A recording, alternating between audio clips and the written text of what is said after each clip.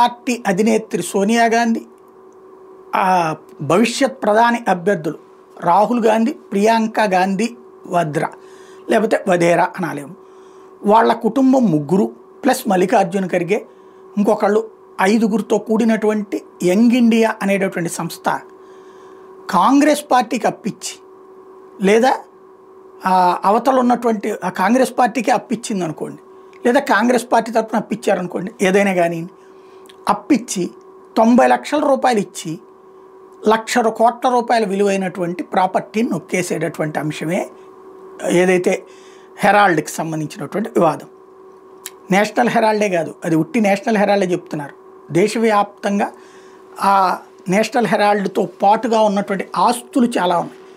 Like ఇదివరకు గుళ్ళకి, ఇప్పుడు మసీదులకు వఫ్కి ఇచ్చినటువంటి స్థలాల తరహాలో నేషనల్ హెరాల్డ్ కొంతమంది తమ ఆస్తులు రాసిచ్చారు. ఆ ఆస్తులన్నిటి మీద నెలకొస్తున్నటువంటి అద్దె దగ్గర 10 కోట్ల రూపాయలు.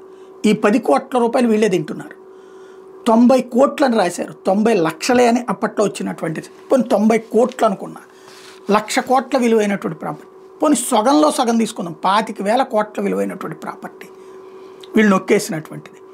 దాని మీదన ఇప్పుడు ఈడీ అటాచ్మెంట్కి ఇస్తే అది కాంగ్రెస్ అంతానికి కుట్రంట, కాంగ్రెస్ పార్టీ నాశనం చేయడానికి కుట్రట. ఇది కాంగ్రెస్ పార్టీ తాజాగా ప్రచారం చేయడం ప్రారంభించింది. కపిల్ సిబల్ ఇంతకుముందు కాంగ్రెస్ తరపున రాజ్యసభ సభ్యుడే, ఇప్పుడు వేరే పార్టీ తరపున అయినటువంటి, అంటే ఇది ఒక ప్రాపగాండా తీసుకొస్తారు. అసలు పాయింట్ ఏంటి, అది నేషనల్ హెరాల్డ్ ఆస్తి ఎవరిది? దేశపు ఆస్తి. దేశపు ఆస్తి దానికి ఇచ్చారు, ఇచ్చేయచ్చు కదా దేశానికే. లేదు నువ్వు నడుపుకుంటున్నావు, అట్లా నడవని, ఆ డబ్బులు తీసుకొచ్చి కాంగ్రెస్ పార్టీకి ఖర్చు పెట్టు. కానీ వ్యక్తిగతంగా వీళ్ళు తీసుకున్నారే, అసలు సమస్య అది కదా, దాన్ని కదా ఇక్కడ డైవర్ట్ చేస్తుంది.